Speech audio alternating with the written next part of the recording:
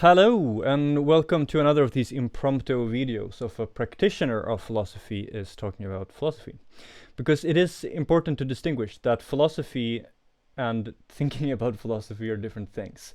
Hadot puts this very beautifully in his book Philosophy as a Way of Life, where he sees that there is philosophy and there's a discourse about philosophy.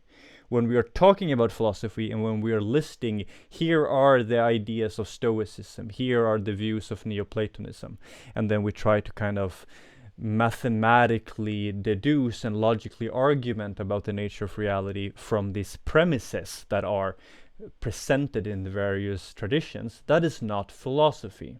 That is discourse about philosophy.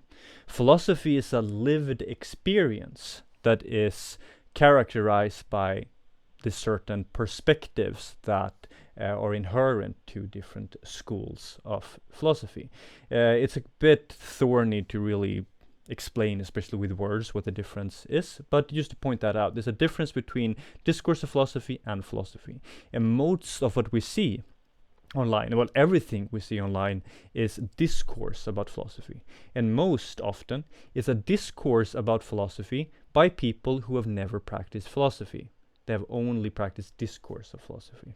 So these videos are more humble attempt to talk about notions in philosophy from the perspective of someone who actually have at least some degree of practice with it from traditional systems.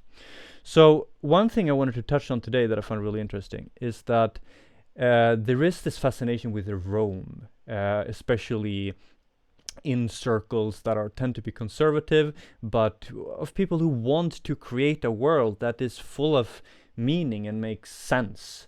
Kind of an antithesis to the nihilistic hellhole we found ourselves lately in the West, which is so characterized by this meaninglessness and creating projects that are just pointless, and it doesn't seem to have any value in any real sense. And out of this also, of course, arises the question, what is really meaningful? What is really valuable? That's something for another time. But one thing that arises in this movement is the example of Rome. Many people are looking up to Rome and to the great emperors of Rome as something to emulate. And there are, of course, things to that does make sense to a large degree. I think it's not completely invalid to say that the whole ideal of nation states and of governance and empire and kingdoms and what it is to rule a kingdom in a good way comes from Rome and the ideals that were set there. It is, after all, the greatest empire, or like the largest empire ever that lived, alive for 1,000 years. So it, of course, had a lot of impact. Now, what is interesting to look at this is, what are then the founding principles of Rome? What is at the heart of this ideal that Europe and maybe all of the world is so colored by? And for that, we can go back to the beginning of how Romulus was finding Rome. And there's many stories about that, and they are interesting in the way that he was kind of rallying outlaws and people who were, not hunted, but they were, well, some of them were hunted, but they were outlaws. They were like criminals, many of them, and they got sanctuary in Rome. So Romulus, this warrior king, was taking in all these dangerous people and gave them a mission and a purpose to build this city, and that way mobilized their potential and so on. And they did well, like they were quite powerful there.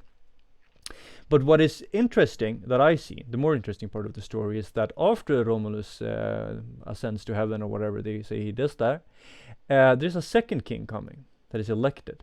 And this guy, Numa, he does something special.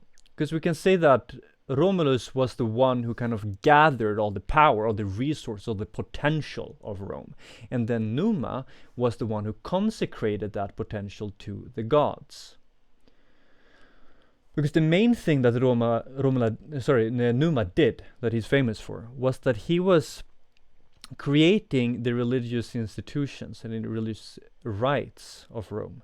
And he is said to have done that in communication with a nymph. And when we think about nymphs, we think of sexy ladies who are, hanging around in the wooden glades and swimming in the waters and are, tempting the unsuspected men who haven't made love well in a while. But that might be more or less true. But the nature of nymphs is that they are a superior being. If we look from Iamblichus systems, they are closer to the gods, and gods being people who, well, not people, being beings who, in a hierarchical way, are closer to the god, the one. They're are characterized by a higher state of perfection. If we take that the purpose of life is the return to the original purpose and likeness of the one, of God, then the gods are beings who have come far in that. Their whole existence is characterized by a resemblance of the godly, of the beneficial and eminently harmonious. While human beings generally are characterized by a lower degree of resemblance to this perfection. Here we can also take, Anselm's their scale of values, that God is the one that is the perfect, and then everything else is just a scale of that perfection. And the gods are closer to perfection on that scale than human beings are. And nymphs are beings that are close to the gods. In certain categories, we can even say that they are belonging to the gods, but in a lower hierarchy. They're not like Indra or Zeus or Mars or Ares or these guys, but they are lesser gods than they. So the nymph there is, it's just not just like, oh, there was some very nice spirit there who may have said on things. Like, no, this is a being who is very close to the gods and who have a very good understanding about what are the laws of the universe. And this is key, because the way Numa formulated the religious institutions of Rome is that the first duty of the emperors, well, of course, they were not emperors at that point, but the first duty of the kings and then all the political leaders and so on is not political, but ritual. And this can be debated, the exact accuracy about that in different times of the empire, but it's worth to note as a principle that one of the absolute founding ideas of Rome was that power to rule over others and the power to rule an empire and a kingdom came from being in communication with the gods, and to establish an order on earth that is reflecting a heavenly order. And the heavenly order is characterized by this closeness to the actual universal and godly laws, like the mechanisms and the principles that are governing the universe itself. When your life is governed by the same principles and flowing in the same motions as the universe is itself, it reaches a state of harmony.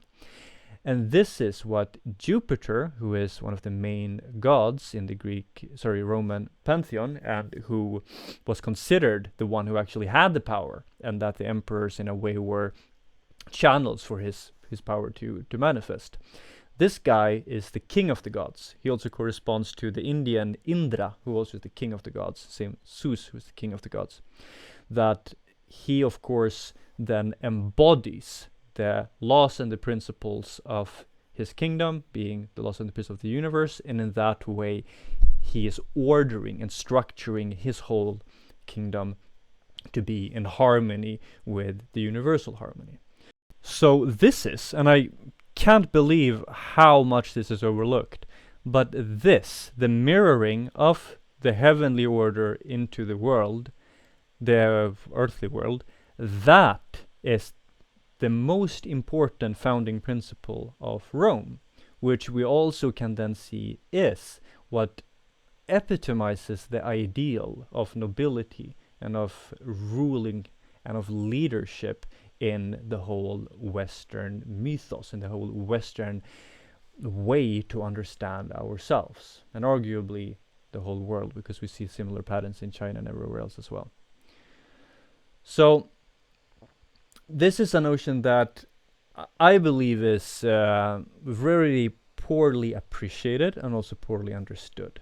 Because even though it's been written a lot about it, and also Judith Evola wrote a lot about it in Revolting in the Modern World, which a lot of people have read, but it is not understood well, because there is a lacking both, well, all ontology, epistemology, and methodology of how do we understand this heavenly order, and how do we know it, and how do we ourselves embody it.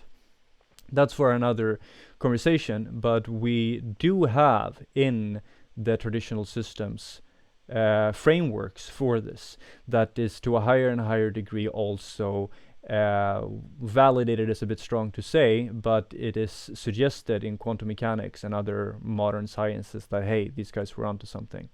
And there are models for practice that have very strong results to those who use them. So with that said, yeah, I'm just going to leave this idea here. If you have any questions about it, you want any help to actually, get this moving in your life yourself, then reach out and we'll set something up.